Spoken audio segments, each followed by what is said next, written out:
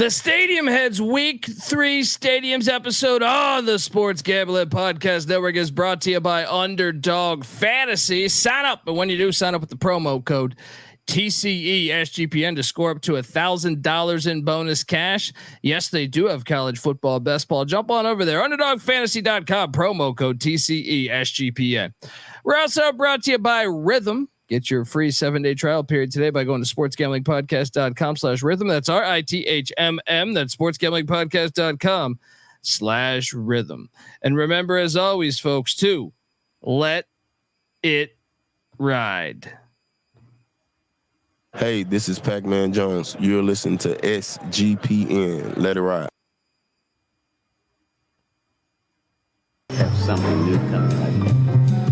One thing that can be done in any case is education. More education, the more informed people are. That's the way it is with everything. Young men, they ask me advice, and I always tell them, get as much knowledge as you can. Stadium Heads, man. The granddaddy of them all, the famed Rose Bowl, jammed with a color of over 100,000 fans for its 67th renewal. And the weather here today at Notre Dame Stadium, in a word, it is cold, but it is football weather. The temperature 37 degrees, humidity 79%. Forecast cloudy for light rain later on this afternoon. The average person doesn't know what a good stadium is. They might think they know what a good stadium is, but they think just, oh, our seats are nice and it's so comfortable. We have a 10,000-inch screen we can watch the replay on while we're watching the game, and we got a waiter coming over to take our orders, right? And there's 20 million bathrooms close to us. That's not what makes a good stadium. A good stadium is the look of it, the feel of it, the history of it, the soul of it. That's what makes a good stadium. That's what I mean when I say we're stadium heads. We are stadium heads. They get to run around. Now those people, they shouldn't even be there. That doesn't even count. If you can't get out in the elements, you shouldn't even go to the game. That's the worst thing. Those darn boxes up there and dome stadiums and stuff. We don't need that, right? Welcome to sunny El Paso, the 52nd Sun Bowl, and now this ancient facility is one of the great settings in all of college football. Neyland is now in its 87th year. That's what we are, though. We are stadium heads. Welcome back to the Stadium Heads podcast, youtube.com/@StadiumHeadsSGPN. As we embark on week 3, week 2 is in the books, and oh, what a week it was. If you're wondering just who the hell you're listening to, my name is Colby Swinging Database Dan, aka Pick Dundee. That's not a pick. This is a pick. He was raised in the land down under, where a man thinks on his feet, speaks with his fists, and lives by his wits. When Dundee happened, he was a superstar. I'm probably drinking too much and celebrating too much and not sleeping. Would have killed a normal man, but no, that's gone. The medical advice I got from that was like being hit by lightning. Pretend it never happened and get on with your life. Yes, I feel like I was hit by lightning watching all that action week 2. College football delivered. Just like Lou Diamond Phillips, just stand and deliver for us over there. Shout out to LDP. I don't know if anyone ever calls him that, but someone should. All right, his agent should call him LDP. Look, youtube.com/@StadiumHeadsSGPN. I am joined by the most interesting man in college football. You'll see him at pretty much every goddamn stadium in America at some point or another. And I think ESPN might have given him a better introduction than myself. Now, Michael Barker. You can follow him on Twitter at CFB Campus Tour. This is his 84th college football game of the 2023 season.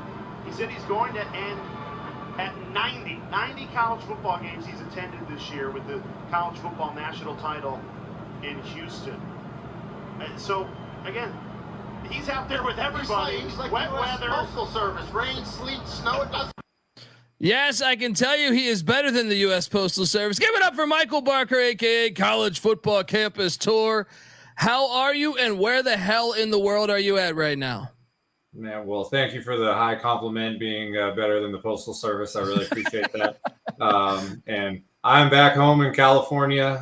We just finished a 11-game, 10-day road trip and it was fun as hell. But it was definitely a drop yourself into chaos right away. And last night, I flew in home at 10:30 last night, hung out with my family, 5:00 p.m., hit my bed, and I didn't wake up till 6 a.m. So that's what 10 days in either the car or the airport will do to you, and a nice $57 gross hotel in Northwest Atlanta. That's the repercussions from glamour life, as we put it. Love a good Econo Lodge. Yeah, and shout out to Hoosier Stan. It goes, well, how about my Hoosiers? We're going to get to them because we did, they did.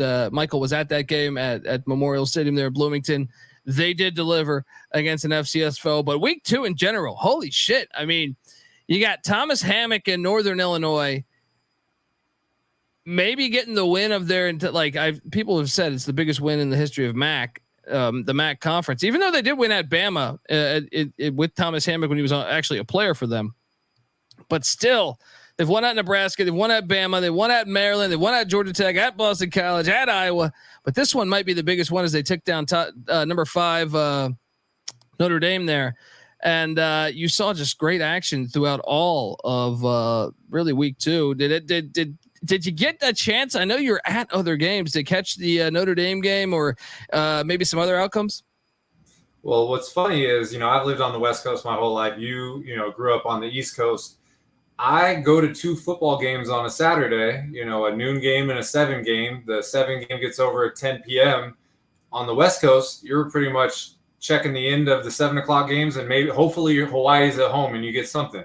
But when you go on YouTube TV after the second game, there's like 12 games starting on the West Coast. And you're like, oh my God, so you could be anywhere. I was watching Texas Tech, Washington State. That game, just started, and I was back in Connecticut at my uncle's house. He lives out in Connecticut. He gave me accommodations there.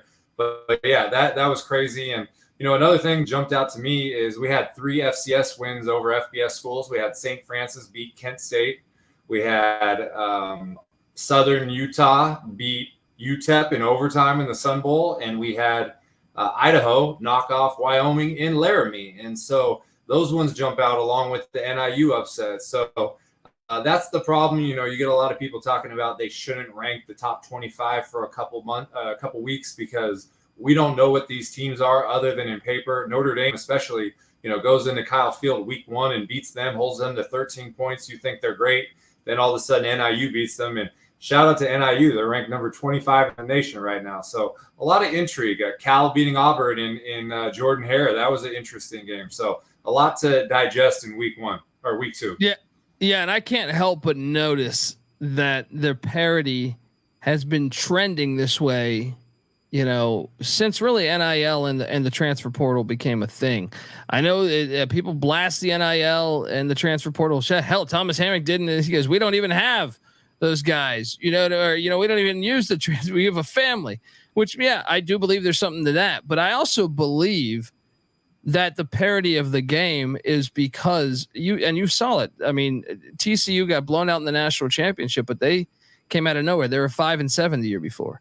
Right. And they go to the national championship, beat a Michigan team, that plays for the national championship or wins the national championship the next year, but also, Michigan is like a blue blood. So you saw it with Washington last year. They were not very good, 2 years prior. They came up, and I believe we're having a bigger impact on the sport with the NIL.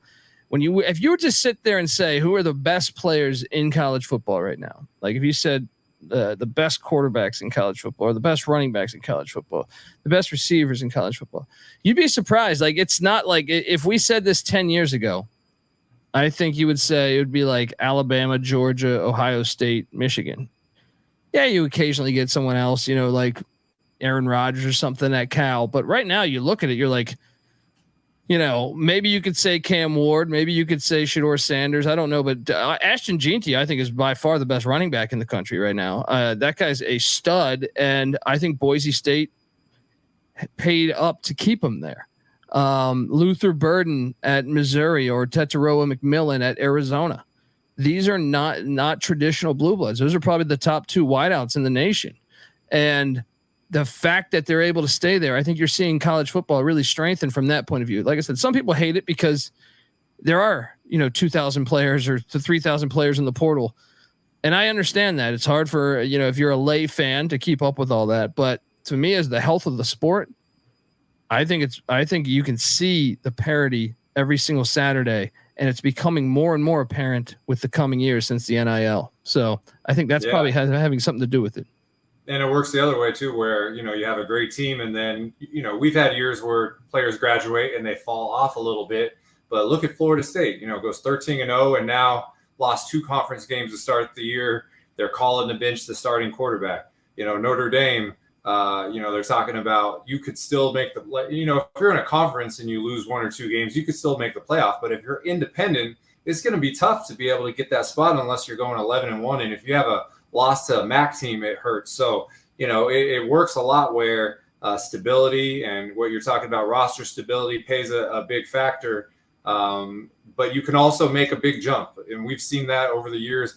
Texas is all of a sudden just looks like a powerhouse. And there was a few years where they were searching for coaches, and now it looks like they've got it going. And Michigan has, JJ McCarthy and Blake Corum and Jim Harbaugh. And now, what's going on up there. So I think that there's the highs and the lows, which speaks to the parity you're talking about, because it's going to be more difficult unless you're Georgia right now, who has everything lined up perfect. It's really hard to sustain. Like, this model will work for 7 to 10 years. You got to constantly replenish, continue to recruit your own players, and keep dumping incredible amounts of money into your facilities and your NIL to stay afloat. Because if you don't do it, somebody else is going to, Pac-Man you and come and take it from you. Yeah. 100%. Those games, I mean, Boise probably should have beat Oregon if they don't give up 2 special teams touchdowns. I kind of thought they were the better team, but hey, that's why special teams are great. Like you had a 90-yard punt return and then a kick return for a touchdown. And that's kind of what won Oregon the game. Yes, I thought the refs were a little, getting one of their players ejected on some nonsense, but I still think like the games were phenomenal. Week 2 really delivered. And if you look at week 3, I know it's not the sexiest of games, but that's normally when they deliver too. I feel like I have this conversation with my brother all the time of like, you think you're going to have there's not a lot of premier matchups. There's no Michigan, Texas, but those are the weeks that I feel like deliver. You know what I mean? Like you take Georgia, Kentucky. Kentucky looked awful last week, and maybe Georgia runs through them, but maybe that would be the one we don't see coming or something like that. They'll be there. And I think back to Northern Illinois, I think the fact that we have a 12-team playoff where you can actually foresee them now with that win, I think they become more watchable for everybody. And I think this is how the 12-team playoff works and why, it works more than 4 in my opinion of like, well, now Northern Illinois kind of becomes must watch week in, week out, at least until they lose a couple games, because even if they're 10-2 and win the MAC at the end of the year, if they beat Notre Dame, that might be the best thing on the board.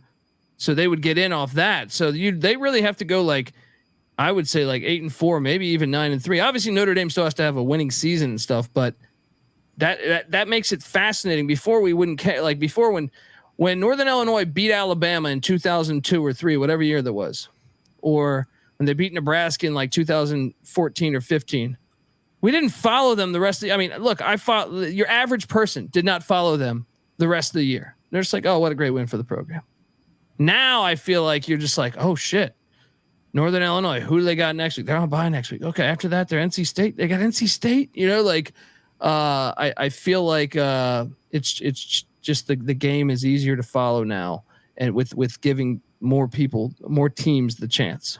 And we have an example from just a couple of years ago where Cincinnati beat Notre Dame early in the season, ran the table in the American, and they got into the playoff. And that would have never happened without beating Notre Dame. And so those are the kind of bricks that were laid to give teams like NIU a chance. And Boise, even though they lost to Oregon by 3 points, in college basketball, they talk about good losses, right? And quality losses, or Q1 or whatever it is. And so that's a good one. And if they run the table, they're good. So yeah, it's playing out. The other side of that is, you don't want a team that loses their first 3 games and then goes and wins their conference and somehow gets a 10 seed there in the playoff. That's the opposite side of it. But, this is all an experiment, and people weren't happy with 4 when a team like Florida State goes 13-0 and doesn't get in.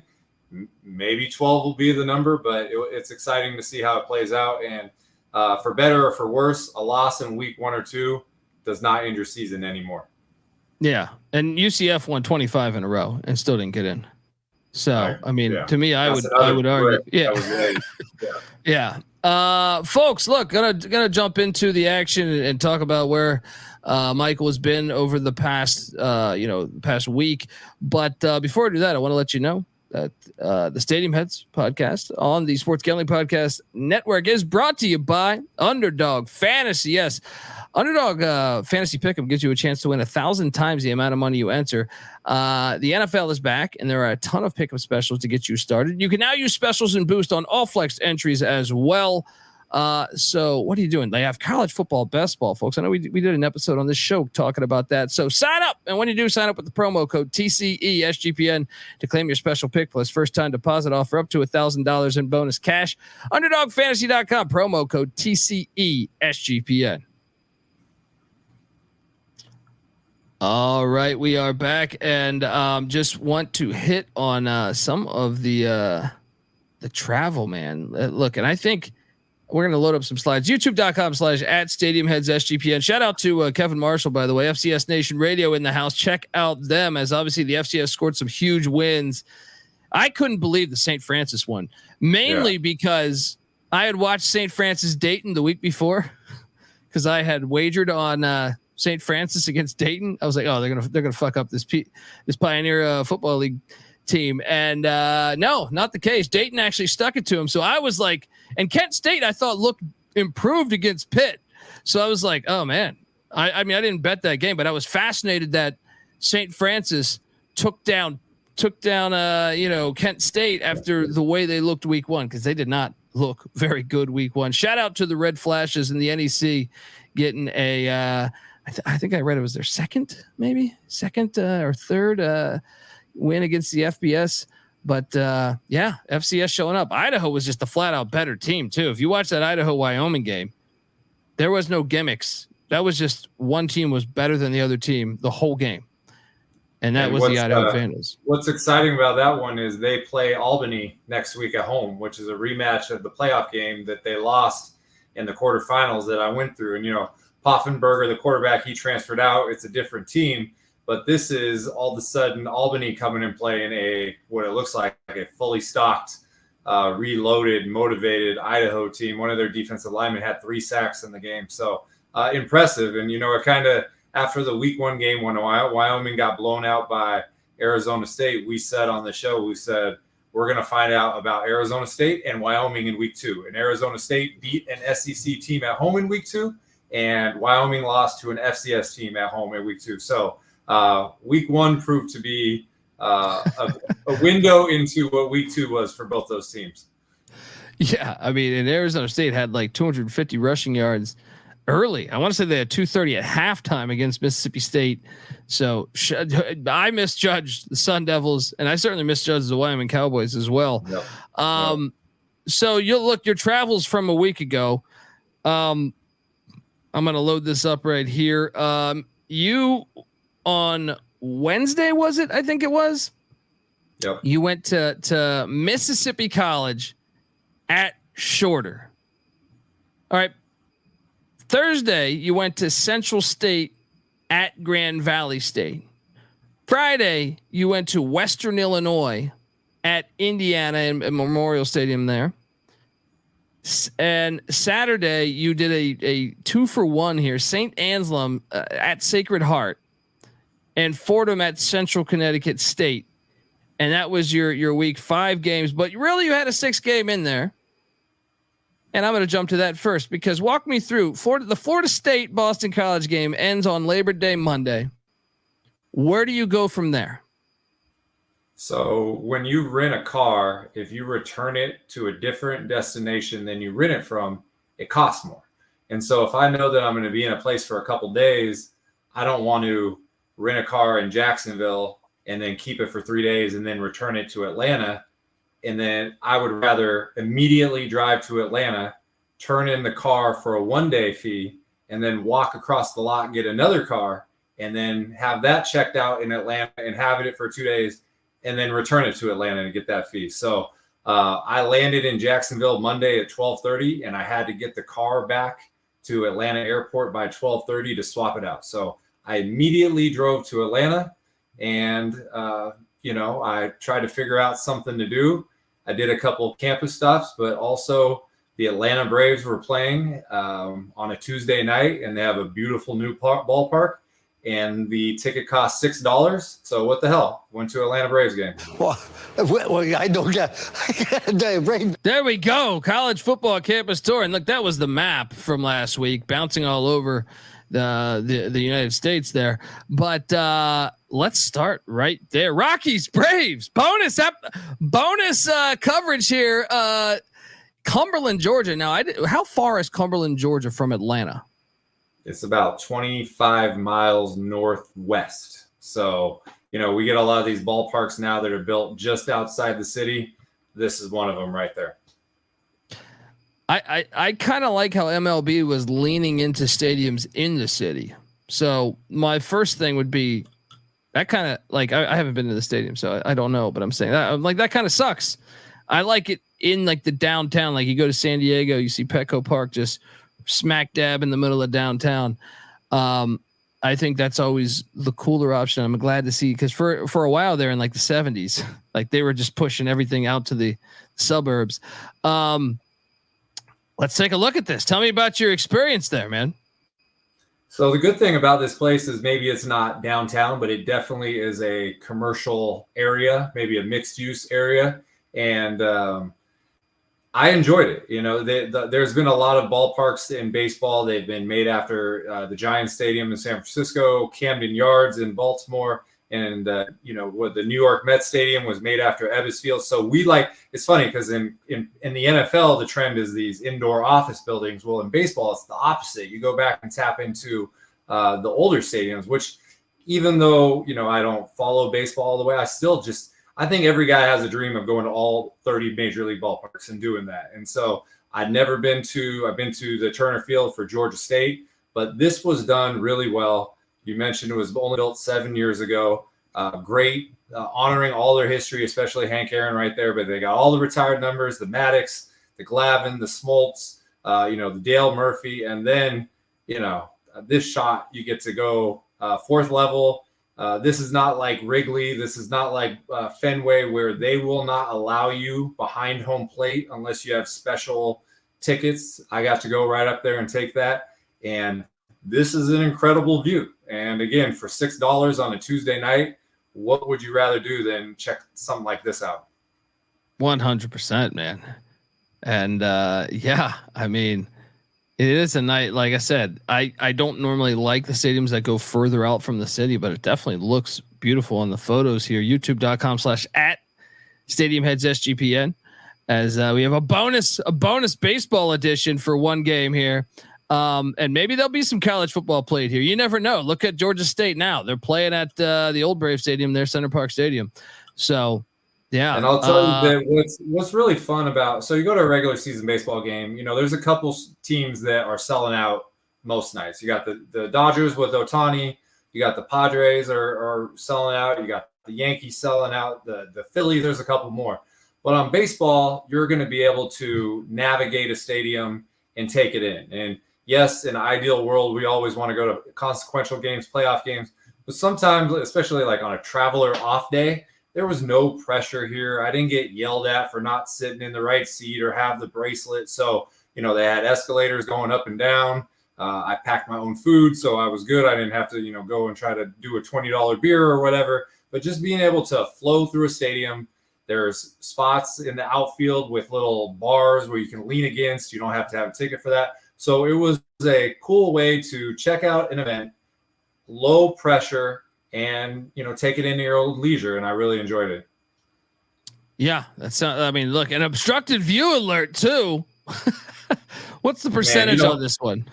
Oh, well, 0% of home plate, which is usually the thing you're trying to watch when you're watching a baseball game. And I'll tell you, I don't know how to say it other than I got a vendetta against the NFL, and so when I go to NFL stadiums, I went to the Cowboy Stadium in the Cotton Bowl last year, and I found obstructed views, and I tweeted it out, and everybody was, Jerry Jones is going to sue you and this and that. And I'm like, well, tell him to fix his ballpark. I'm not reporting anything that's not true. It's kind of the same thing with professional sports. I mean, this is a 7-year-old stadium. I'm sure I read they spent $622 million on it. And they have this like Hank Aaron terrace in left field, which is the second level. And they got all these support pillars. So all the seats in the back of left field are all blocked by these beams. And so I did a whole sweep. I thought it was good. And then I just do a stroll around the outfield and I saw it. And then it was funny because somebody recognized me. This guy named Bryce, he works at Jacksonville State. Are you the campus tour guy? I said, yeah. And we started talking about, I'm going to be going to Jacksonville State next month for a football game. But if you're at a game, you don't know anybody, you see an obstructed view, you got to convince somebody to help you and take the photo and be the co-conspirator. So as soon as somebody said, hey, I know you, and we're standing right there, I'm like, man, you're going to be my guy today. So it got me my photos and, everybody's tagging the Atlanta Braves. Hey, why don't you fix your ballpark? That sort of thing. So again, same philosophy we always have. You can have a great ballpark and you can have an obstructed view. That being said, when you spend $622 million 7 years ago, you think you would vet all the seats probably. Yeah. That's pretty impressive right there. Normally it's because you build around that. And this, we're doing a brand new one. Who gives a shit about this seat? They pay for it. Just get them in the stadium. Exactly. Love this. What we have is that say Clowns jersey right there? Yeah. So these are all jerseys that Hank Aaron wore throughout his career. And so the Clowns was a Negro Leagues team that he played in before, integration.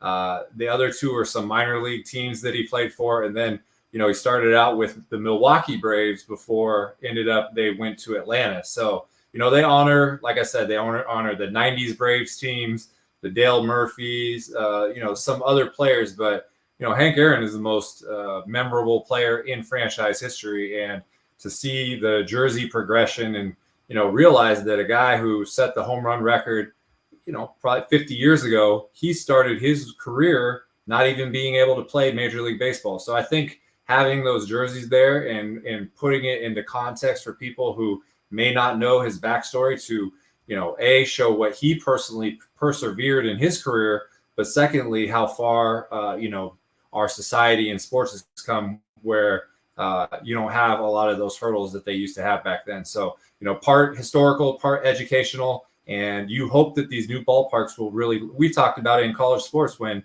if you have a couple great players, throw a statue out there, throw a banner out there. And I think the Braves did a really good job with that. Honor your history. Yes. That's pretty awesome, dude. I'd like to check out that as well. That was Tuesday. Then Wednesday, Mississippi College, not Ole Miss, not Mississippi State, not Southern Miss. Mississippi College was playing at Shorter University, Barron Stadium, Rome, Georgia. This is a 100-year-old stadium, seats 6,500. What in the hell? How did you find this game? Who told you about this game? And how was your experience there to Rome, Georgia? So I can confidently proclaim that every day there's college football played this year, I will be at a game. Okay. And so if you go on the ESPN app and you go to the tab and you can choose top 25, FBS, ACC, FCS, there's a Division II and there's a Division III tab. And then you can go by week and you go, and I'm looking there and, halfway through the off season, I see this game on 9-5 or 9, whatever that Wednesday's date was. I think it was 9-4.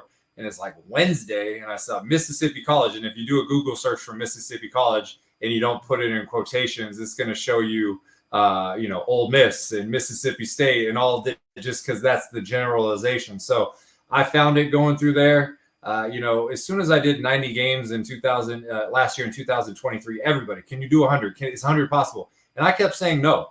And the combination of the extra week of the regular season, the extended playoff, and finding a couple of these off day games that you wouldn't expect. I mean, I have spreadsheets for like every NAI school, and it just is insane. So to do all that legwork and research and find one, it felt cool. And I will tell you that Twitter really came through on this. I tweeted that I was at this game, and the video when they come out, and I said, I'm at the only college football game in America, and retweets from CFB Home and Sickos Committee and College Experience and all these people. The stream was attached, and I talked to the SID there, and she was like giddy, and she said, one of the shots I show you'll show hopefully that I sent. She said the most that they ever get on a stream is like 250 to 300 viewers, and they went over 1,000 for this game, and that's just because of what college football Twitter did to bring exposure to this. So whether you consider us sickos and we'll watch anything, people actually tuned in to watch Mississippi College at Shorter on the stream on YouTube. And you can see right there under the title, it says 1,000 watching now. So that shows you the power of what we're doing. Yeah, that's fantastic, dude. Nothing like shining a light on, because to me, college football is college football. I think that stadium heads know that. But and dude, 100-year-old stadium, it just sitting there in Rome, Georgia. Turns out Rome was not built overnight. Walk me through this stadium's history a little bit here. Yeah, so when you walk up to the stadium, it says on the sign, it says historic Barron Stadium, and you kind of feel like an idiot if you've never heard of a historic 100-year-old stadium. And so the benefit of finding this game was being able to learn about the stadium. This is an off-campus stadium. It's home for Rome High School in Rome, Georgia. Rome, Georgia is about an hour and 20 minutes northwest of Atlanta. High school championships played there. Shorter does not have their own on-campus stadium, so they share that. What I really like about the stadium, I sent you just a couple things. It leans into like the old school feel of, it reminds me of Legion Field or Lad People Stadium with those light towers, specifically the old scoreboard. They had these little bleachers, metal bleachers in the end zone. It felt historic. This is exactly what I'm talking about. So you go to Legion Field and you see those towers peeking over. Same with Lad Peoples. Like, that's distinct to Alabama. That's distinct to Georgia. And most of the stadiums we know, that they moved off of that. But this is one that, whether you want to call it preserved or maintained or just not upgraded, it still looks the same. And you can see the old scoreboard there. On a previous shot, you saw the video board. So they do have a modern video board. But when you're talking about like getting the juices going of an old stadium head, and everybody wants to move past these things, to have some places that are still doing it and playing there and playing with pride and enjoying their home stadium is cool to check out. So, and it was an interesting game too. At one point, Shorter scored and they made it 9-3, and they were trying to kick the extra point and it got blocked. And then Mississippi College returned it and it was 9-5. That was the score. And then it was 16-5. And I went on, there's a Scoreagami. I don't know if you ever heard of that, but it's a website that shows unique scores that have never happened in college football. And so I thought maybe 16-5 never happened. It actually happened 28 times in college football history. So, but those are the kind of things that you're investigating when you're at a Iowa was involved in all of them. Pretty much, yeah. 9-5 in the sixth inning. That sounds like I'm at the Braves game 2 nights in a row, right? We got an obstructed view alert, right? Yeah, it's almost a requirement with a classic stadium right here. So there was a main press box, and then there were these little rooms that were built, and there was people sitting there. And so sometimes you got to take these photos and just have people stare at you like you're a weirdo. And I don't mind, because this is part of the, I had somebody quote tweet one of my obstructed view photos from this week. And the guy goes, "Bruh, you got played.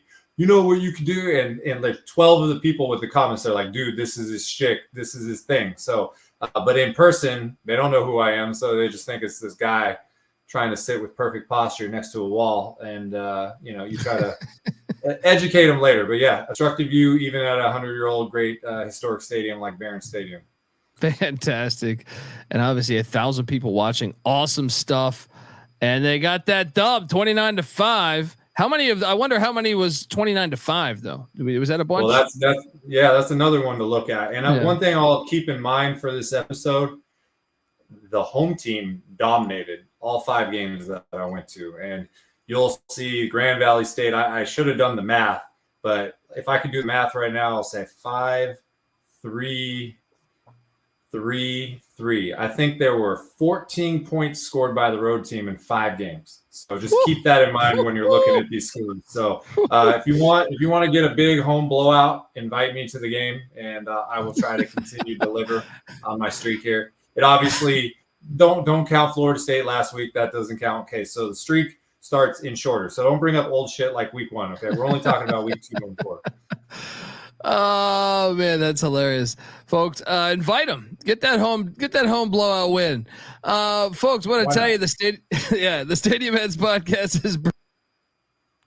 Have you ever wanted to create your own sports betting model for football? Do you even know what a sports betting model is? Well, SGPN's proud partner Rhythm is the #1 AI powered sports betting platform that helps provide bettors of all levels the ability to build custom predictive betting models in seconds and get predictions for betting on money lines, spreads, totals, and props. Build your own model, or you can just sit back and copy one of the top performing models. But I say build your own. When I press that build button, build me a model for what I like, and then Rhythm will adapt everything around that. And Rhythm gives you predictions for every game and player prop. It also has a slew of stats, research, betting trends, trend analysis to give you even more betting insights. The chat was talking about the Kansas State Arizona game. I think Arizona is going to have a tough time there at the Little Apple in Manhattan, Kansas. Judging by them, I just watched that NAU game this morning. I because on a Saturday you can't get every game and you get majority of them at the studio, but I watched that game this morning. They struggled. So I think they're going to hit some tough times there in the Little Apple. So what are you doing? Hop on over there. Claim your free 7-day trial period today by going to sportsgamblingpodcast.com/rhythm. That's RITHMM. That's sportsgamblingpodcast.com/rhythm. All right. We are back. So Wednesday he catches that game. Then Thursday he goes to Lubbers Stadium there. Central State. Love their logo there. Is that Lubbers or Lubers Stadium at Grand Valley State? So Central State at Grand Valley State. That's in Allendale, Michigan. I know Grand Valley State because Brian Kelly coached there for a long time. They've had a great program for a while. And Central State, if you follow the D2 ranks, and I think they played for a national championship recently. 51 years old. This stadium is in Allendale. Seats 10,500. Michael, tell me about your experiences to Grand Valley State. I also have a video. You let me know when to play this thing. Yeah, so flew from Atlanta to Detroit. It's about 2 hours and 40 minutes west to Allendale, Michigan. And this year with the schedule, they did not do many late changes. In previous years, they've added a Sunday game. They've added an on-campus game. They've added this night. It was the Chiefs and the Ravens opening up the NFL stadium. There was no Division I game. There was about 35 D2 games, and I wanted just to pick out the stadium that interests me the most. And you mentioned the history at Grand Valley State. They've been a dominant D2 team for a while, and I just decided this is where I want to go. And man, it was a great decision to go there because I've been to the stadium before and I was impressed with it. It's a legit, FCS G5 feeling stadium, but I did not expect the crowd to be like that. So if you want to play the video of them taking the field, go for it. Let's go.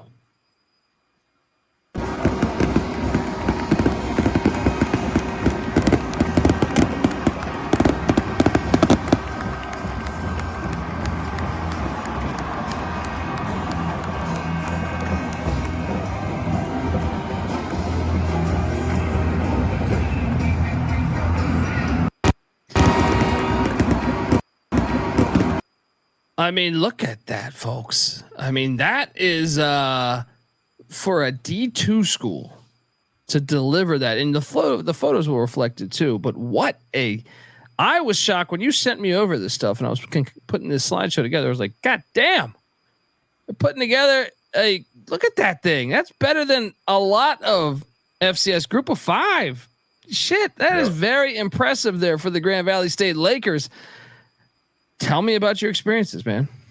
Well, I had a great time, and I got a credential. They took care of me. Everybody this week except Indiana took care of me, and then fans of Indiana sent me a bunch of tickets, so I got taken care of. But this school, they do it first class. There's no way that if you didn't say anything and you went to this game, you would think this is a D2 school. You would think you're walking into Montana State, or your upper echelon outdoor FCS school, or even a G5 school. And what I really liked about this stadium was 10,000 seats, but there's plenty of room for standing only. So this end zone that we're looking from, it was all students in band, and they had thunder sticks. And I'm thinking back to the 2002 World Series Braves and Giants with the rally monkey and stuff. But those things, they were lit. These were people, their first game. They were packed in these stands an hour before. The weather for the first half was incredible. The second half, it rained like hell.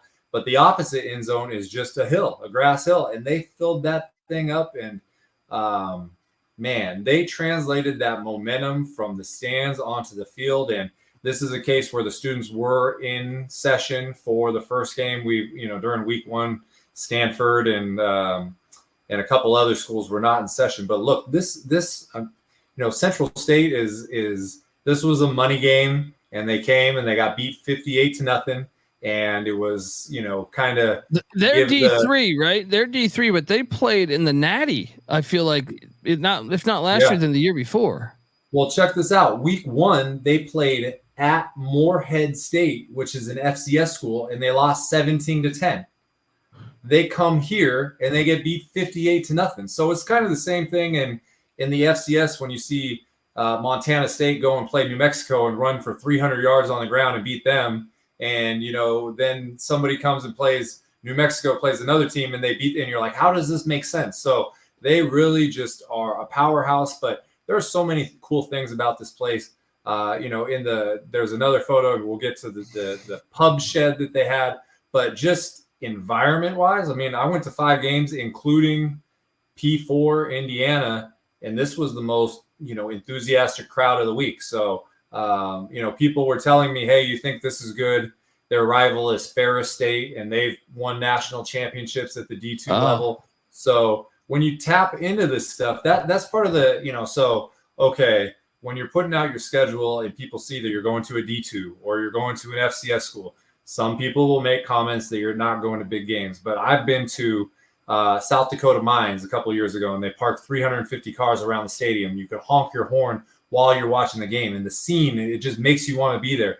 Colorado Mines in Golden, Colorado, that's another D2. It's like 7,000 foot elevation. You got people paragliding and parasailing above you, and they got this giant mountain with an M on it, and that looks cool. So this is almost like partway educational to go to these places. And as I said, there was about 30, 35 D2 games, and I just knew that this would be the one. And it really, it caught a lot of fire on social media. So I was glad to be able to showcase this. And for me, like, I can vouch and I can say that this is an awesome place to watch a football game. And, you may be watching, you want to go see your 12th game at Spartan Stadium at Michigan State, or do you want to go watch another game at Waldo Stadium in Western Michigan? Maybe instead of that, maybe you want to try going to check out a game at Allendale in Grand Valley State. Hell yeah, man. And Ferris State, at the studio, we have like a 9 TV setup. And for a while there, I didn't do it this year, but for a while there, we would put them on pretty much every week because they were starting they were awesome. Their uniforms were fun. And I know Grand Valley State fans listen to this want to vomit, but they took a lacrosse player of the year from John Hopkins, I believe, and they put him at quarterback, grad transfer, and he was fucking awesome. And they won an Natty with doing that, and that kind of became like a team we got behind in the studio. And I love the fact they got this rivalry too, man. It's some great, especially you get into these winter months, a lot of snow games and stuff. So this is awesome. This makes me want to. And what geographically? This is this is on the western side of Michigan, correct?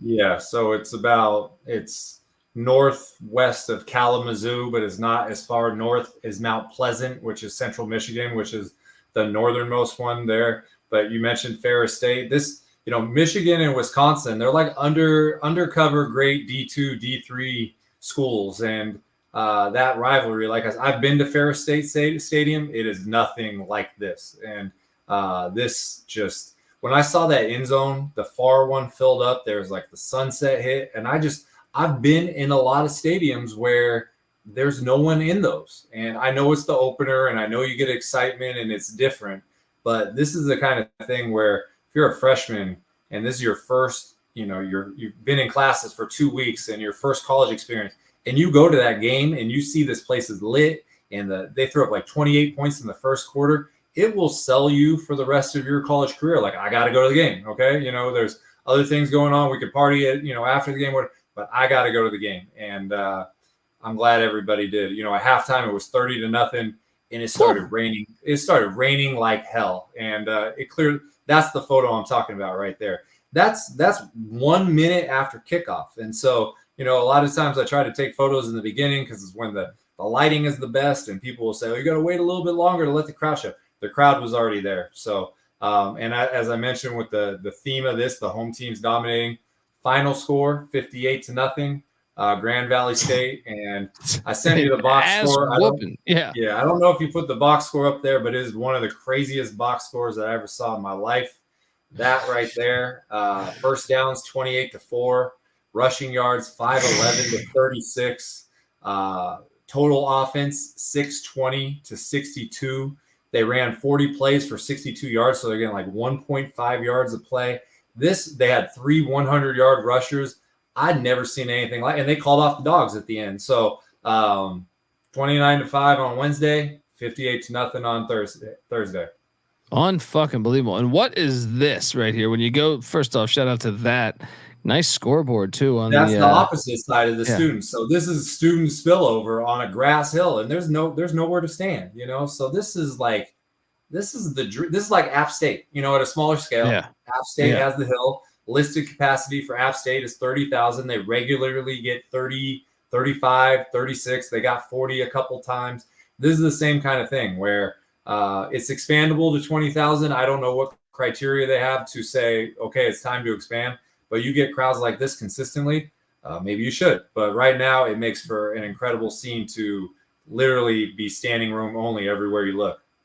Yeah, and shout out to Matt Dix in the chat. It says wasn't Brian Kelly and I believe Chuck Martin, who's won the MAC with Miami, Ohio last season. I believe they were all at Grand Valley. Grand Valley's had a good program for a while. And then this 4 national championships. Yeah, 4 national championships. There we go. And where is this like in terms of the field and everything? Because we're looking at a shed. YouTube.com/@StadiumHeadsSGPN. What are you looking at here? What explain this?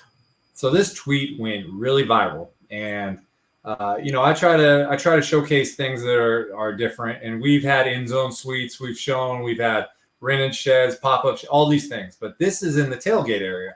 And so they call it a pub shed. And for $4,000 a season, you can get this provided inside. If you go to the interior photo, there's a bar that you can stock. There is a heater. There is a television. There is outside. They have picnic tables. They have tents. And, the difference to me here is that when you park, there's already levels of parking. So there's a VIP parking lot and you're separated from other people. That's a thing that you can purchase to have a superior experience. But when you tailgate in the VIP lot, it's no different than tailgating at the general lot. You do it the exact same way. So this is something that is an incentive, and it adds to that VIP experience. And, you have access to it off game days, so you can go and load it up. You don't have to try to do everything, 3 hours before the game. As I mentioned, there's tents, and especially in Michigan, this is clutch for cold days, and there's a heat lamp and there's a TV in there. And so the reason this tweet went viral is because everybody was tagging their AD. I saw the Army AD and the New Mexico State AD and all that. And, a couple of people are making comments like everyone should have this. This is something where it doesn't take up very much space, and it's an incentive for people to want to be not only be part of the tailgate scene, but be part of the tailgate scene right next to the stadium to give optics like this game is a big fucking deal, no matter who it is. And so, after the game, if it wasn't raining like hell, like it was literally just dumping. And so what they told me is usually that the players will come and the coaches will come up and they have these blue shots. It's the Lakers is the name of the team, and so they take these blue shots, and it's a tradition. But this thing went viral because $4,000 for, let's say, 7 home games by, let's say, 8 people chip in.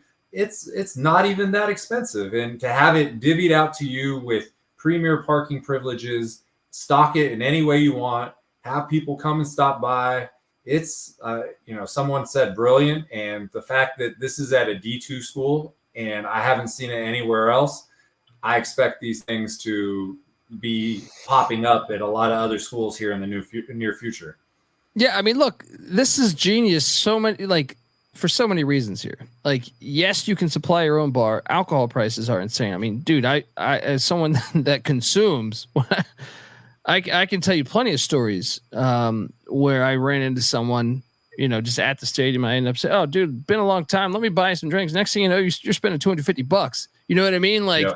And to have this, and then also look, you got a slow cooker there. It looks like in the photo, you could set up some brisket or something, or some chili, whatever. I see mac and cheese. This is like a perfect thing. Hey, it's cold. It's end of the third quarter. Let's go to the hut. We can do some blue Grand Valley State Laker shots and have some nachos, some hot chocolate, whatever the fuck you need. This thing is awesome. This I got to admit, out of all the ones I was like, what the hell is this? This is very intriguing. Yeah. Ryan Hasty in the chat wants to live there. He says, shout out to him. That's what I thought too. I was like, are they doing it? Like, if people joke that they want to live in the storage unit, it's like they spray potato bugs under there. You can't do that. But yeah, I thought the same thing. And again, this is what you try to do, especially when we're talking about getting eyeballs. We got the Chiefs and the Ravens opening the NFL season, defending champ, rematch of the AFC Championship.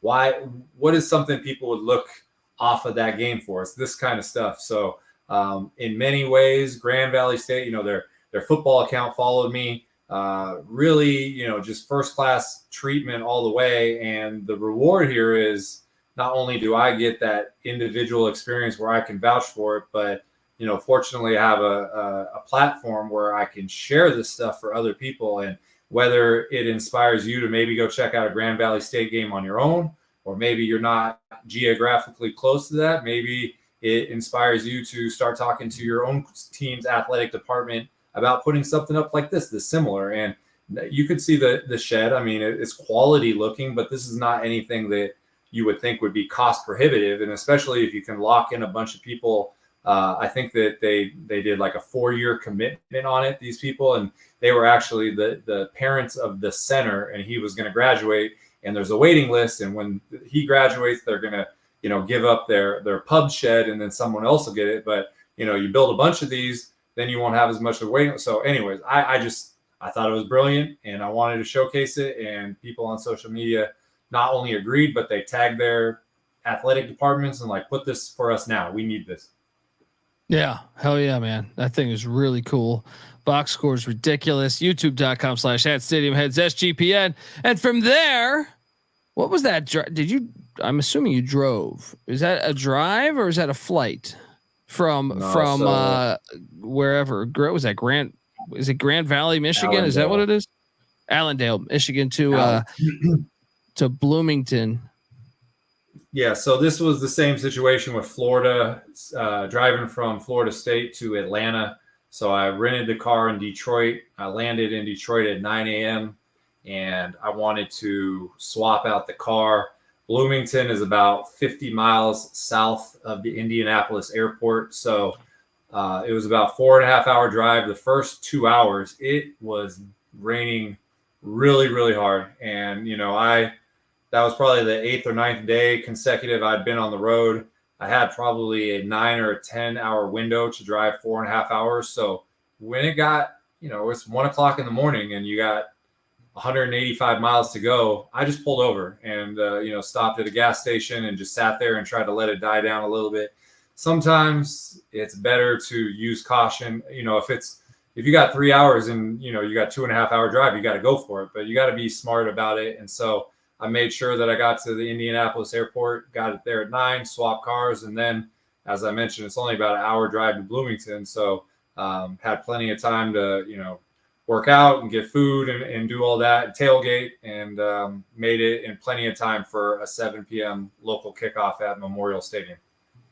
Yeah. Hell yeah. There you go. Hoosier stands in here. He says, how about them Hoosiers? He's buying in to Kurt Signetti and those Indiana Hoosiers as well. And with good reason, because good God, this game was a bloodbath, but obviously, we did the Big Ten episode earlier where we talked about all the Big Ten stadiums. And this one was one that I didn't think off the top of my head would be one of substantial value, but after doing that episode and I just am kind of sold on this being a very sleek, good looking stadium there.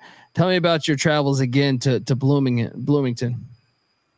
So go back about 15 years. I don't know if this is a stadium that you would say is noteworthy. So if you go to that first photo, when we did the Big Ten episode, they had done 2 end zone expansions in the 2010 and 2014. Originally, the stadium was just home side and roadside.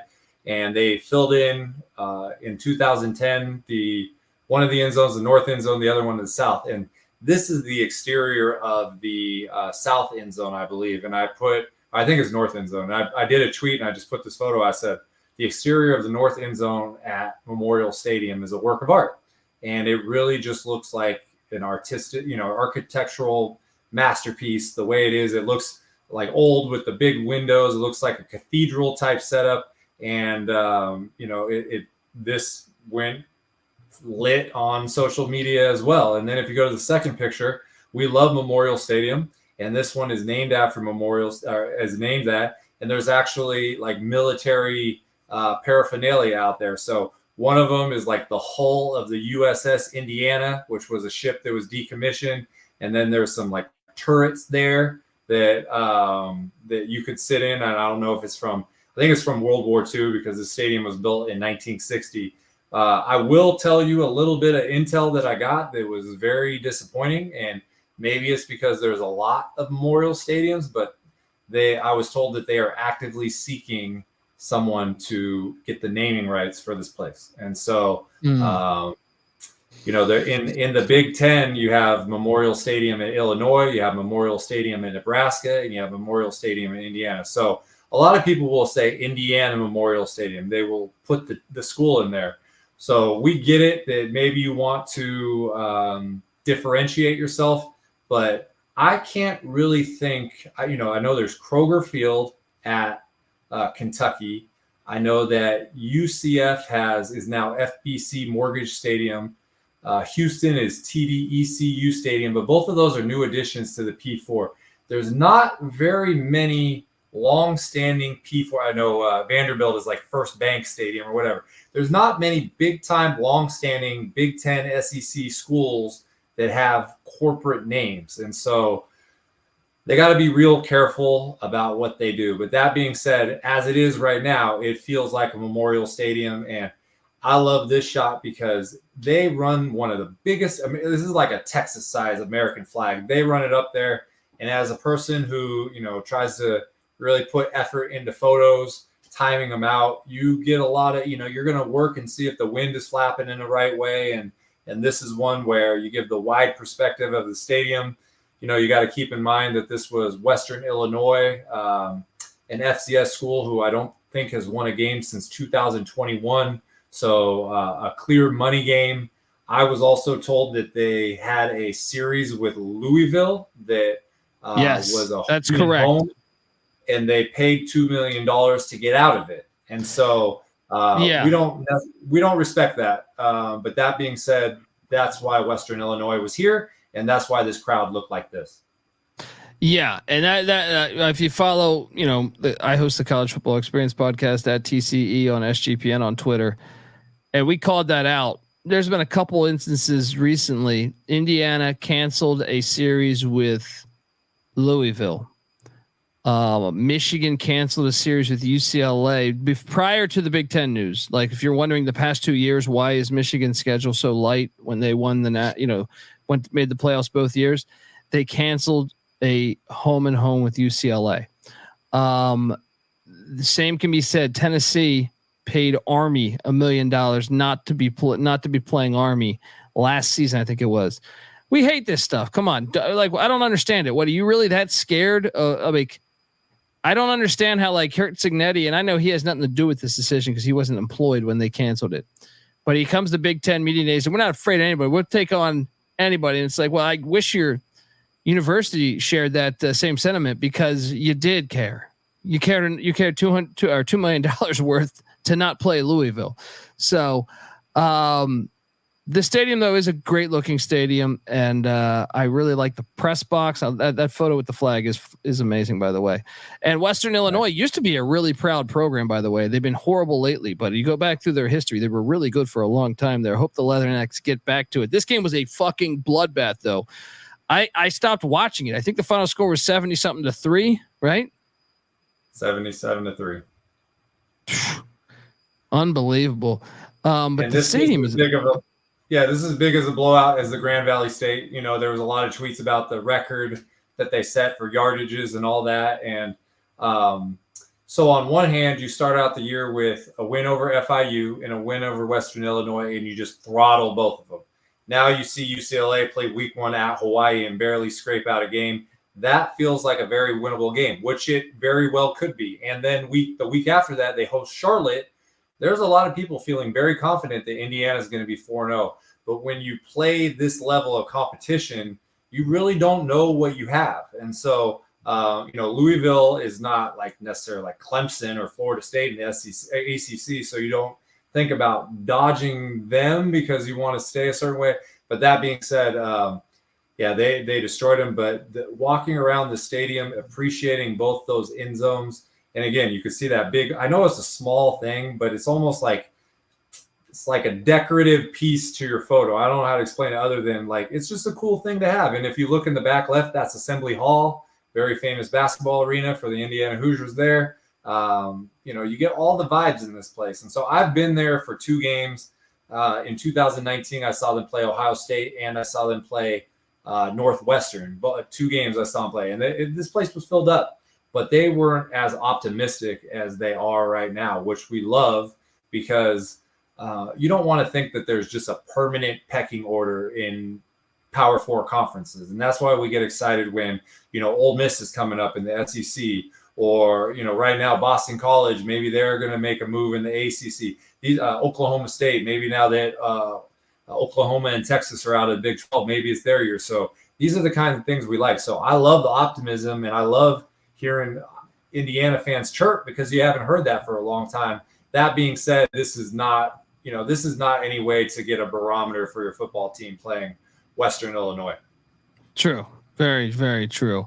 Stadium looks great though. I'll say that. They've done a good job with their stadium. Obstructed view alert. What is the percentage on this one here?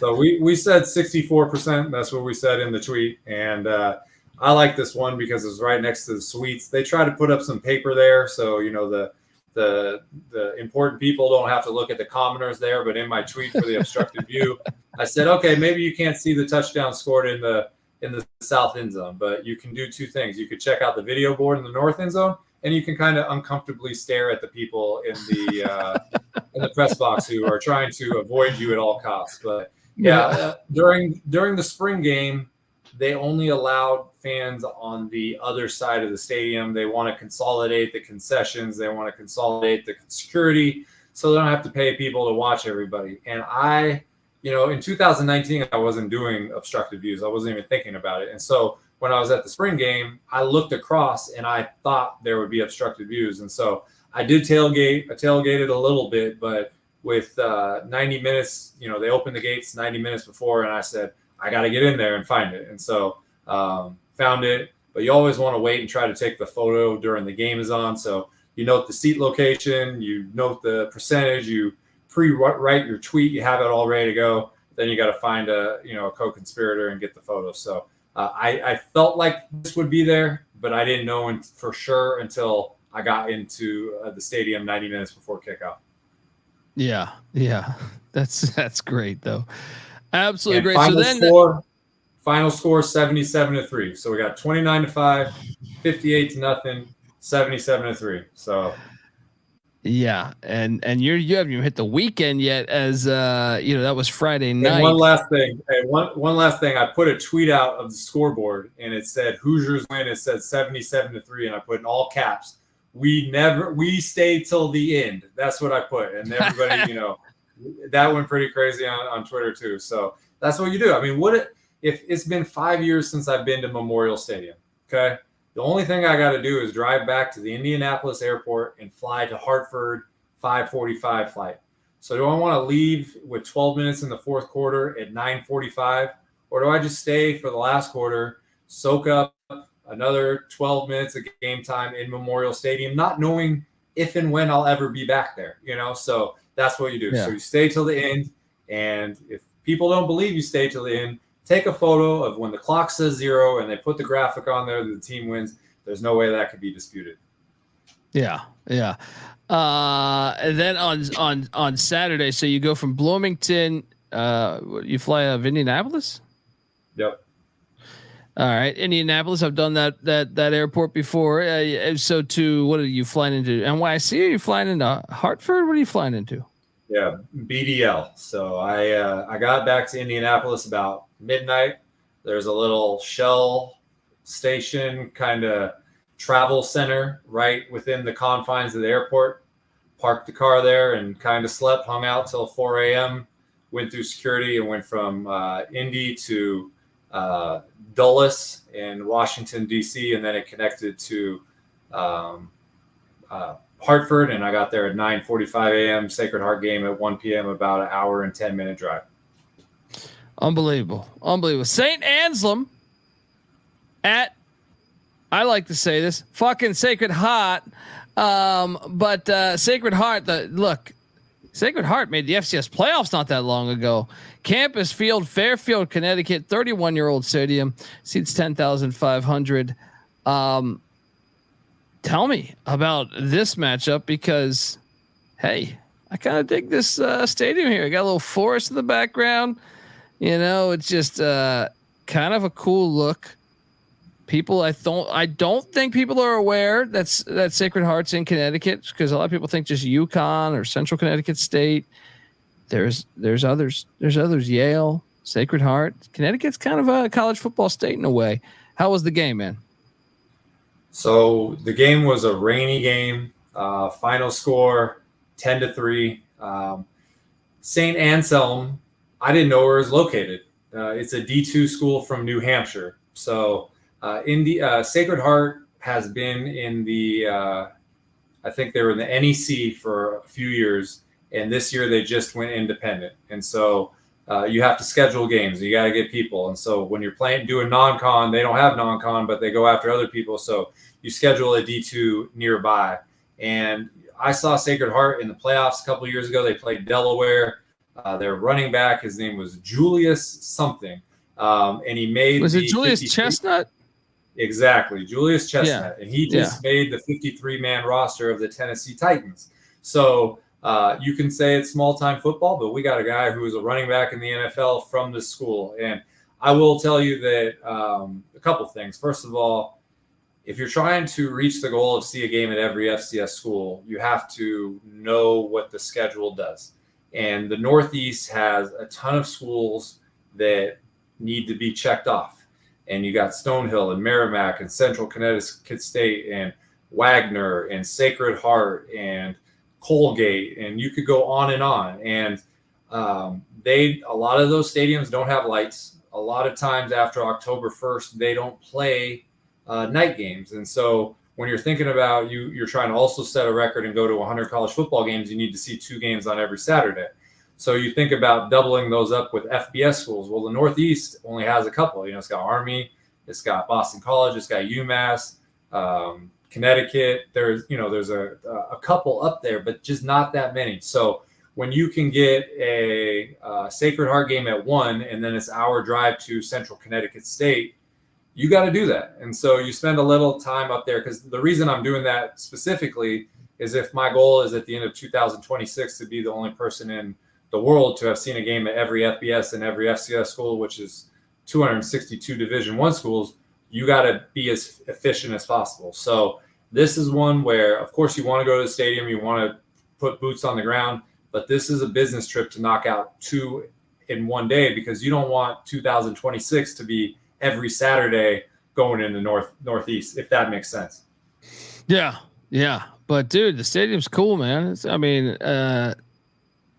I like it. I mean, it's definitely, it has the track, but I kind of like the, I say forest. I know that I toss around that lightly. And by the way, they still have the MAAC sign on the scoreboard, which is interesting. Got to fix that. Yeah, got to fix that. But Sacred Heart was in the playoffs not long ago. See, this is a cool look for it. Yeah, what's up? I was going to say, how was the the score turnout? Was this a blowout? It was only 10-3, and it was because of the weather. It rained the whole time. In one of the end zones they had, it was called the Outpost, and you can kind of see the tent in the bottom right there, but maybe there's another shot that shows it. But there was an area, it was a little bit of a premium area. You pay money, you get a bracelet. It's in the back corner, you can see there. So there were some people sitting there to avoid the rain, but I think this is par for the course in the Northeast. You got out the weather. There was a good turnout on the roadside for St. Anselm.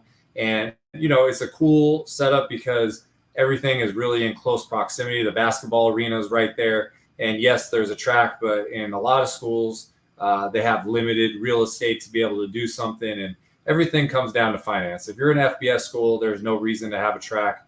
If you're a serious FCS school, there's no reason to have a track. And so when you go further down in the divisions, you have more patience for it because there's just not as much flowing money. But that being said, they got the modern turf.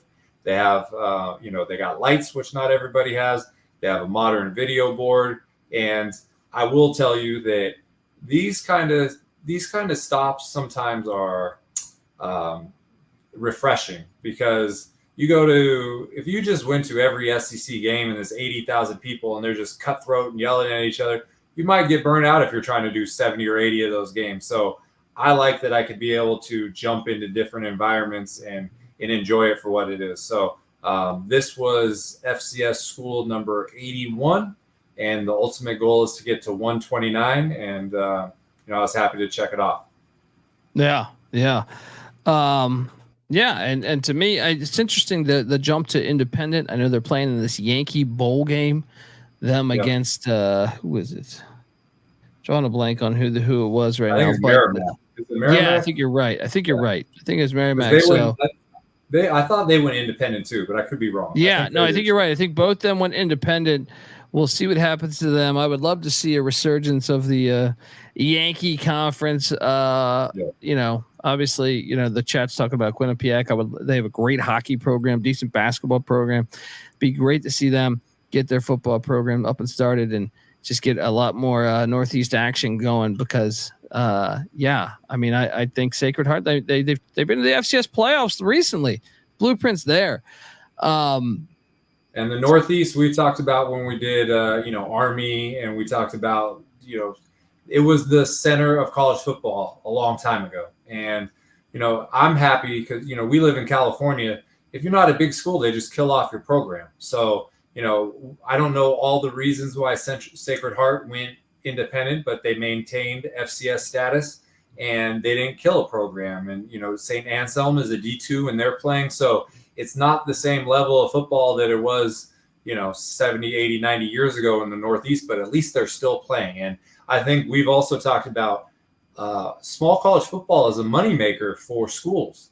Keep the travel regional. These guys are not spending money on NIL and scholarships and all that stuff. So this is one where you can have the prestige of having a football program at your school and have it be a moneymaker, and not have all your other sports and your administration and your teachers that resent the attention the football program gets, because this is something that contributes to everybody and is not like a money sucker. It actually contributes. So that's cool that you get to see that stuff in the Northeast, which west of Texas, we don't really have anything like it. Yeah, I'm still hoping to be the catalyst on a renaissance for Northeast football. Let's go. You pulled off a 2-for-1 when you did this. you went at the same time to Fordham at Connecticut State, the real Blue Devils, as they're saying in the chat. A root? Is that a root? I'm yeah. So you know the announcer Jack Root. Remember ABC? Yes. That guy. Yes. Yeah, it's named after his family. Hell yeah! Root Field there, New Britain, Connecticut. 23 years old, seats 5,500. As the Fordham Rams, who have been an FCS playoff team of late too. Like if you don't have to go that far back to see Fordham, Tim DeMorat was a really good quarterback for them. Played for the Redskins for a little bit. They had some really good wideouts that I feel like transferred up and had some success. Tell me about your travels to see the real Blue Devils, and I love this press box. Yeah, so this stadium, first of all, is about an hour drive from Sacred Heart. So Yale, New Haven is in between there. I have not been to a game at Yale, but everyone has told me that I got to go to the Harvard game, and they play at Harvard this year, so I think I'm going to go there next year to check that off, get a big crowd at the Yale Bowl, do it right. But this stadium is a clear step up from Campus Field. This built more recently, bigger, and no track.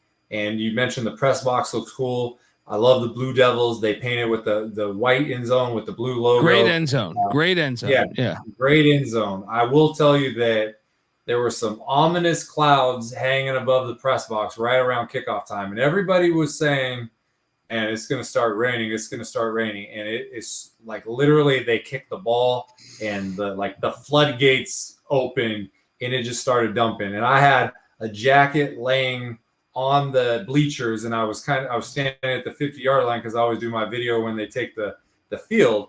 And it just rained on the inside of my jacket. What are you going to do for the rest of the game? So, but it was worth it. This game was very notable. You know, we started out at the beginning of the episode talking about upsets. Fordham was a 24-point favorite in this game, and at no point did they have a chance. I mean, Central Connecticut State, I don't know all the dynamics about, you know, what they've done and what they're supposed to do, but they absolutely just beat the hell out of Fordham.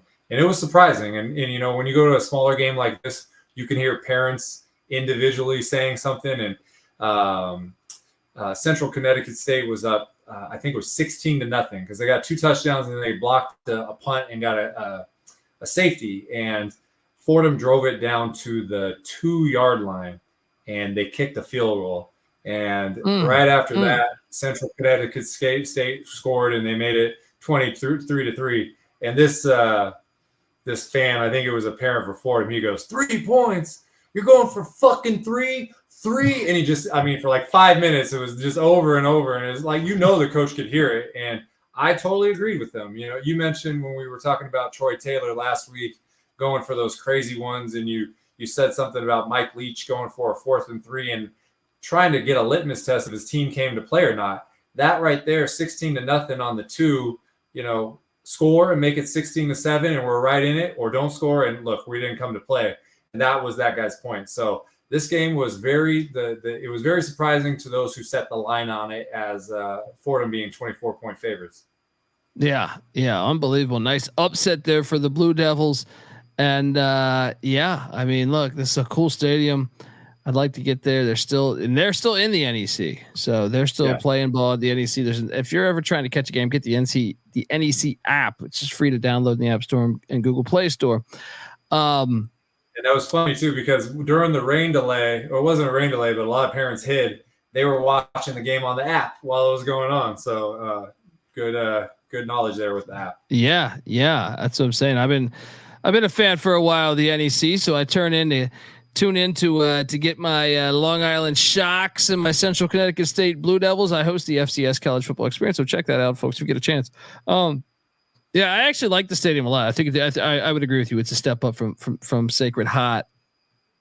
And what a huge win for the program. We'll see what they can do because Fordham's been very good lately. Very good. Very powerful offense, and so this was a surprise. Who knows? This when you another thing that it does. So going to Grand Valley State, all of a sudden you care a little bit more about D2 football and maybe you'll track the playoff. This is the kind of thing where when you go to a game and everybody tells you one team's going to dominate and the other team does the exact opposite, it makes you kind of intrigued about what else is going to happen this season? Is Central Connecticut State all of a sudden going to be the surprise team in the NAC? They're going to make a run. So what this game did, obviously now this is FCS school number 82 out of 129. It puts me 47 away. So, it accomplishes that. But now I've seen Central Connecticut State in person. I've seen them pull a big upset, and I'm interested to see how the rest of their season goes. Hell yeah, man. Hell yeah. That's part of being a stadium head and a college football junkie is catching on. Like, to me, there is no bad college football. You know what I mean? You can watch D2, D3. It's all there for you. And it's, to me, a much purer form. Any of it. I mean, FBS, FCS, D2, D3, NAIA. It's all there. I find it much more pure than the NFL personally. Yeah, that's a cool one. I'd like to get to Central Connecticut State. And you did some stops on the way of all this travel over the week. You checked in on it like you're checking on a great uncle's health. You stopped by Kennesaw State, Kennesaw, Georgia, and I know they had a home opener. I unfortunately took them on the money line against Louisiana. That did not hit. But cool that you checked in. What was the motivation? You were just going past. How far out of the way was this? So this was between the Braves game and Rome, Georgia. So we stopped there. And right off the bat, I know this makes you happy. This is a real grass stadium, and they're mowing it. And thank you. There's no reason that everybody in a climate like Georgia should not be having grass. And I get it with the maintenance and all this. But they're taking pride, like it's not done, and they're getting ready for their FBS debut. That was the first game that was held there. So, anytime I can drop by the kids, as you mentioned, and check these out. And a lot of times, again, I will say, I've had people make comments about, oh, you just go to the game and you get out of there. Well, maybe you can't see everything at the stadium on that game trip. But if you make it a point to plot out stadium visits on the way to these other places, there, other than the people that were working on the field, and I think there was a ladies track team doing bleachers. Other than that, I have the stadium to myself. There's nobody telling me to leave. There's no time limit. There's no restrictions. You can go around. So this is the only, they moved up to FBS this year. I've never seen a game at Kennesaw State. They joined the CUSA, who plays all those weeknight games in October. I believe it's October 23rd. I will be there, and it will check off 134 out of 134 in FBS. But this is the kind of way where when I go there on October 23rd, I'll know how to get through the stadium. No problem. Shout out to Kevin Marshall. Says Kennesaw Mountain Battlefield is worth seeing next time. Sherman got his bloody nose there in 1864. Just coming in hot with some Civil War. Look, as a guy that grew up in the DC area, that it was like mandatory in school to go to, Gettysburg and Manassas battlefield and stuff. That's a part that the West just doesn't. Look, the West has some cool stuff, because it was the Wild West, Gold but Rush, Gold Rush stuff. You can go to like deserted towns that used to be gold mining towns and Tombstone and the OK Corral and all that shit. But and those are all really cool. But seeing some Civil War battlefields, well worth it. Yeah. I was also you're going to Richmond. I know you're not going to have time, but I'm saying they had this guy Alexander. I think it's Alexander the Great. Alexander or France. Oh no, I'm sorry, not Alexander. Peter Francisco in Richmond was a key fighter in the Civil War, or no, the Revolutionary War. He was a 7-foot dude back then. It was an immigrant from Portugal that comes over, and George Washington credited him as winning this big ass battle. He was like, we were stacked against this. He formed the Virginia militia, and and they rode up to Jersey where this battle was, and he shows up right at the right time because they're kind of getting their ass whooped by the British. And Peter Francisco, who was 7 foot and has this gigantic fucking sword, which is it's in a museum there in Richmond, Virginia. Right. And he just, the legend is that he just, as a 7 foot dude, everyone was just terrified because back then people were shorter too. So you're just like, holy fuck, yeah. Anyway, that's in Richmond, Virginia, at some museum that I went to that I went down a rabbit hole for like a couple of weeks, even ordered a book from Amazon to read about Peter Francisco. But anyway, Kennesaw State, they're trying to be the Peter Francisco of the FBS as they jumped up from the FCS. And that's a cool stadium to check out, man. I love how you just like, oh, I'm traveling. Let me just pop in and check it out. Let me just see what they're doing over there. Make sure they're not fucking it up. You know what I mean? And I'm excited about them. I know that I'm actually a little mad at them that they ditched the full on triple option. A little bit mad, I'll be honest. Yeah. But with still, they're doing the Jamie Chadwell, spread option. But yeah, I'm mad at them too because they didn't cover against Louisiana as well. You also stopped by Barry University Valhalla Stadium. What a great name for a stadium. Mountain Berry, Georgia, 9 years old, seats 2,500. How the fuck did you even know about Barry College? I know you have a spreadsheet with all these schools, but I mean, this is impressive. You were deep sea diving, man.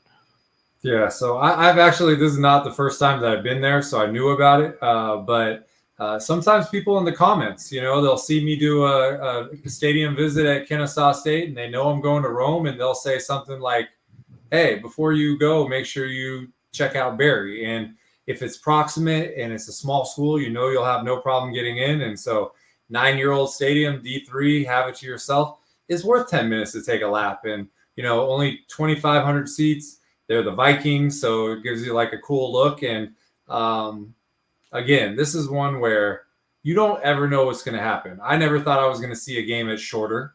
And then all of a sudden it pops up on a Wednesday all by itself. And I'm all about shorter. I'm there. I'm doing the whole thing. Historic Barron Stadium, 100 years old. So who knows what happens? Maybe I want a 2-for-1 West Georgia someday because they're a new addition to FCS. Everybody around them is on the road. Maybe Barry is playing at noon and West Georgia's playing at 6, and you go check it out. So this is just, again, what else are you going to do? I know you're talking up war battlegrounds, but I'm going to go to Barry Stadium over over Vicksburg here. Over Antietam. Yeah.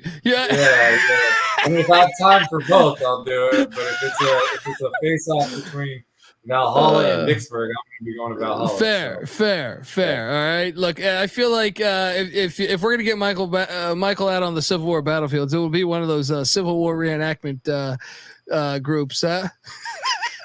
No, that would probably be the only way to do it. Yeah, I did go to the Gettysburg place. I went to the Gettysburg place, but they have like a welcome center, and then you got to take a bus to the actual thing. I was like, I don't got time for this. I got to go to other stadiums, So yeah, but yeah, exactly. The thought of wearing that much denim in like fucking in September or late August.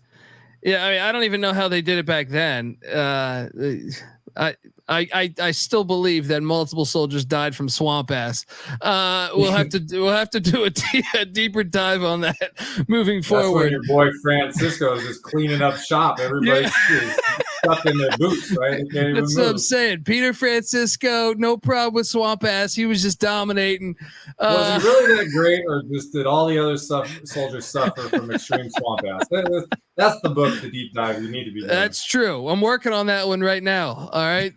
Look for it at stores coming soon. This is a follow-up to Swamp Ass 3 that I wrote earlier.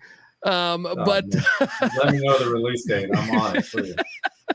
But dude, this stadium is great. I like this little. I mean, it's a small little section for fans, but it's got a cool, clean look to it, man. It just feels like me and you are from California. We live in California. It's hectic, and when you go to a place, you talk about the greenery, look at the trees behind there. It just makes you think about what life is in another place. And for some people, this is the biggest deal there is, and it's just nice to be able to go on all ends of the spectrum because it makes you appreciate what we have in college football. Like 14 of the 16 largest stadiums in the world are American college football stadiums.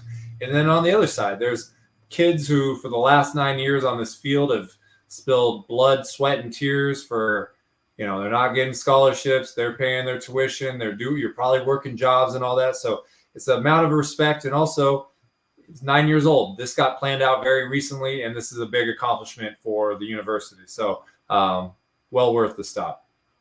Valhalla Stadium has a fucking great ring to it, man. Oh yeah. as the Vikings. It's just perfect. It's just fucking perfect. I have a new D3 favorite team, folks. And yeah, look at that shot. It's fantastic. I can look into the future 50 years from now and see, that stadium packed up, and they've added on to it. Fantastic stuff. YouTube.com/@StadiumHeadsSGPN. And look, love that too. There you got the little light post. It's just a cool stadium, man. It's a cool stadium. Absolutely.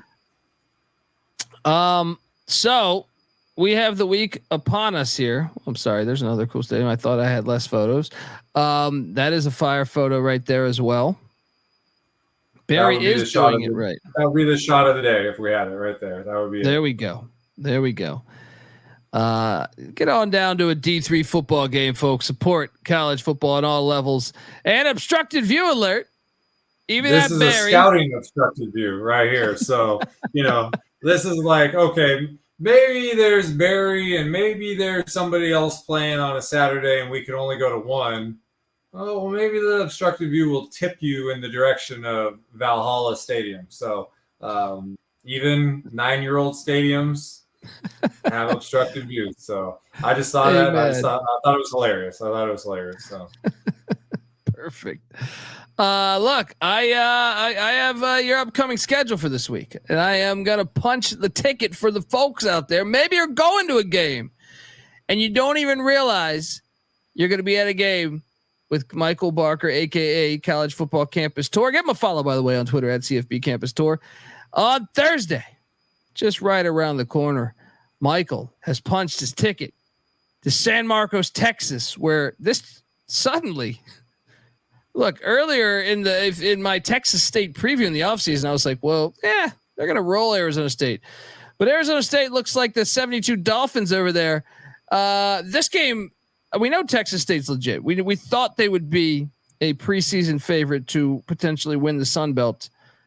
This game now has some major traction behind it on Thursday night here. Arizona State at Texas State. The Lone Star beers will be flowing. And from my recollection, I can't recall a P5 or P4 team playing at Texas State. So I imagine this place. And if you score this win, knowing what Arizona State has done 2-0, they probably look like a team that is going to be bowling this year. I have a under on 5.5 wins. That's definitely, or 4.5 wins. That's definitely cooked. But my point is that this is a substantial win if Texas State can do it. Much in the vein of Northern Illinois against Notre Dame. Where do you fly into? Austin there? What's the travel plan here for this game? Austin, San Marcos is about 45 minutes south of Austin. Yeah, I wasn't sure because I know San Antonio's their rivals, like UTSA. So I thought maybe you fly into San Antonio. Okay. It seems like there's more affordable flights going into Austin than San Antonio. I don't know why, but I'm excited about this game for a million reasons. So you mentioned when's a big team came in there. 2020, I saw them play SMU. That was before they were a P4, but that was a COVID game. I saw them in 2018 play Louisiana. That was a Fun Belt game. But they've been working on the end zone as a $24 million renovation project in one of the end zones, the open end zone. And last year I got invited to come. There was a couple, they were coming up, and I held off for this game. I saw them week 1 of 2023 beat Baylor in Waco and saw what they were fully capable of. I saw GJ Kinney coach Incarnate Word and win the highest scoring FCS playoff game in history, 2022, 66-63 over Sac State. And then on the other side of that, I went to the opener and saw Arizona State beat Wyoming 48-7. And we mentioned, the truth would be revealed about them in week 2, and they beat an SEC team at home. And so this is one where, why do they schedule them, or why are they afraid? Well, this is why they're afraid in some points, but all respect to Arizona State coming to play this team. I'm sure when they made the agreement, they had no idea of the new coach and the offense and all this. Guarantee you guaranteed. And so this is one of the biggest games in Texas State history. I'm really excited to see how this is. I had a couple people in the comments when I put my schedule out today say, if Texas State wins, they rush the field. And, I've mentioned before, I've rushed the field at 14 FBS schools. So, the neutral fan in me wants the best experience, which would mean I want to rush the field. So, but that being said, this is two young offensive minds, Kenny Dillingham and GJ Kinney.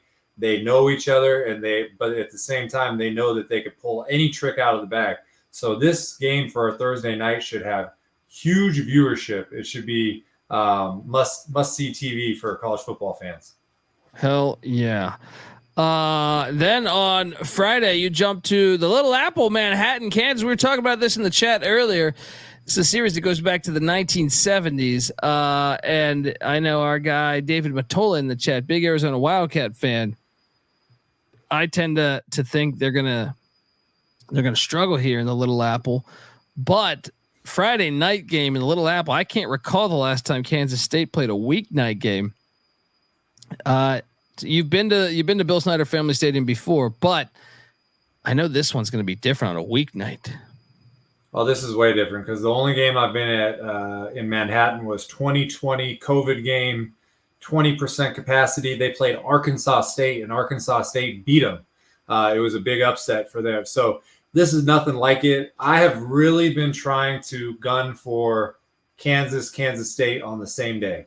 And now that Kansas is redoing their stadium, I just gave that up. And then also the fact that this is on a weeknight, as you mentioned, it's very rare to get these games on a weeknight. So Arizona last year was a great team, had a great season, and they hired Coach Brennan, and he's from San Jose State. That's near where I am, and they won their first two games. There's only two ranked games going. Mizzou hosting Boston College on Saturday, and this is number 14 versus number 20. So we know that Arizona didn't play that great against NAU, but things change from week to week, and so I'm very excited about this game. I've had a lot of people say this is going to be a great environment, and as I've said in previous episodes, I have photos of stadiums that I love, and they have a COVID crowd. So to be able to cash this ticket in and go to hopefully a sold out game, I'm really looking forward to it. There we go. And then Saturday, you're in Richmond, Virginia. Check it out. Peter Francisco's sword, perhaps after. No, I don't think you're going to have time, but you're going to Robins Stadium. Charleston Southern is at Richmond. Charleston Southern with a gigantic win over Furman a week ago after blowing a game against the Citadel where they were up 21 points. I know Kevin from FCS Nation Radio is probably still rewatching that one. This is a fun one, and I think this game might be. I don't think Richmond's is good. Richmond's moved to the Patriot League, still puzzling to me, but I think this is going to be a game. I think you're in for a good one there in Richmond, Virginia, as as Charleston Southern takes on the Spiders. Spiders logo still one of the best in all of college football. Yeah, and I'm gonna give full disclosure here. So I had for 4 months, I had Jackson State Southern at 1 p.m. and I had Belhaven, which was a D3 at 6 p.m., both in Jackson, walking distance. And they moved the Jackson State kickoff from 1 p.m. to 6 p.m. because of weather in Jackson. And it made it so I couldn't see two games in one day. And I looked for any game within 2 hours of Jackson, Mississippi going on at 1 p.m. or 2 p.m. I could make it work. And unfortunately, in this year where I'm trying to set a record for going to 100 games, I have to go to 2 games every Saturday. So that being said, I looked on the map. I looked at the logistics. There were two for ones that I could have done. One was Sewanee, which is a D3, which if you know college football history, 1899 greatest team of all time. They were playing at 1, and then Tennessee was playing at 7:45. But Tennessee was playing Kent State, who just lost to St. Francis. So I said, you know what? Let's go with this. Richmond, they made the playoffs last year. I saw Richmond play at UAlbany. So they're definitely a upper echelon FCS team. They're off to a bad start, 0-2.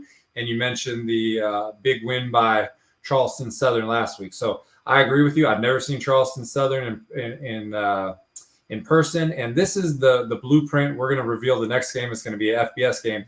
But in an ideal world, every Saturday is going to be one FCS game and one FBS game. That's the ideal world. So to get two within driving distance of each other, I've been to Barron Stadium, haven't been there for a game. So I'm looking forward to checking this one off.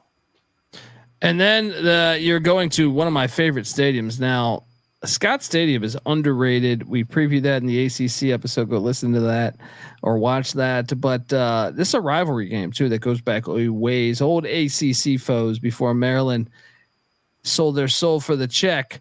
Maryland at Virginia, Charlottesville, Virginia. Tony Elliott and Virginia just with a great comeback at Wake Forest a week ago. And Maryland a tough loss to Michigan State where they were offsides, where a kicker missed a field goal. They're offsides. He gets a re-kick. He makes it. Michigan State wins in a big time conference opener there for the Terps. Should be a good one, as this is just an old school rivalry that I grew up watching, every single year. So Scott Stadium's fantastic. I know you've been there before, but obviously this should be an exciting one with them being 2-0. Yeah, and I'm happy about that, because what will happen sometimes is a game will work in your schedule, but the team is 3-6, and people will tell you, hey, this is not a great representation. Well, in the beginning of the year, there's always that hope that this could be a big year. The only other game I saw at Virginia was probably the biggest game in 25 years. They beat Virginia Tech in 2019. It was like they'd lost 15 straight Commonwealth Cups. They won. They rushed the field. So I got to see it in peak conditions. But you're right. I really like the stadium. I love those concrete like pillar arches in the end zone above the grass they have. And 8:00 in Virginia on a night game, it should be fairly warm. It shouldn't be any weather issues. So it's about it's less than 90 minutes away from Richmond. So first game's at 2, this game's at 8. It should be no problem to make these both. So having to pick up the pieces last minute to find a double to be able to get Richmond at 2 and get a big game, Virginia, Maryland at 8 p.m. I feel very fortunate to get these ones on my schedule. And honestly, we have 3 really big FBS games and a sneaky good FCS game as part of the 4-game schedule this weekend.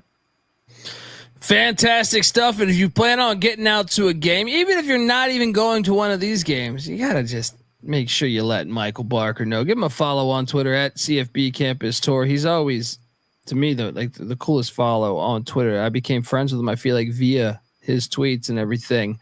Once again, at CFB Campus Tour on Twitter. I'm on Twitter at the ColbyD. I host the College Football Experience, which is on Twitter at TCE on SGPN. Subscribe and let us know where you're going. I challenge you, go out to a game. Doesn't matter who. You know what I mean? Go out to a college football game. Support the greatest sport on planet Earth, folks. All right. Well, look, that's it. We'll be talking to you soon. All right. Till next time, folks. This is the Stadium Heads Podcast, Week 3 edition. You better start thinking about yours. And we out of here.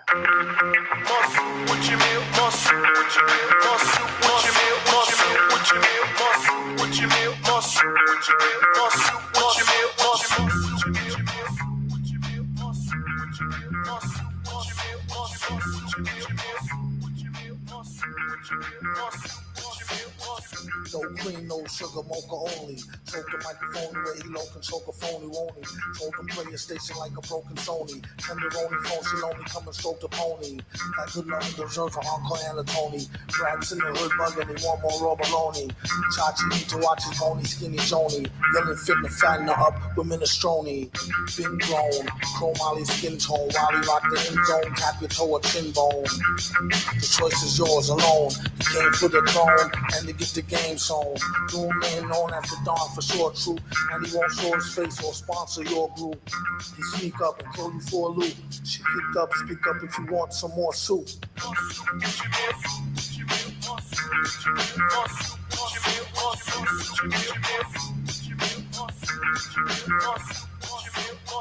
New suits. lose again? Who do's cruise again? Who's too smooth? Who's slews want snooze with them? No surprise, no new news to him. Here's a light bulb. Now how many of you screw this in? I do better when it's less team effort. With an old blue sweater, I'm a less clean wrestler. Full circle, back to the drawing board. Mike by the mirror, I'm the best I ever saw record. Open doom, get it sewn like an open wound. Two scientists up in the lab will make it go kaboom. And said, don't mix those two properties together. Probably end up with some empty eye sockets or whatever. I'm only here to hunt pleasure like some treasure. Never from a whack pack of bitches like the Heathers. After this, you better owe 'em for some loot. You freaks, what the fuck will make me want some more soup?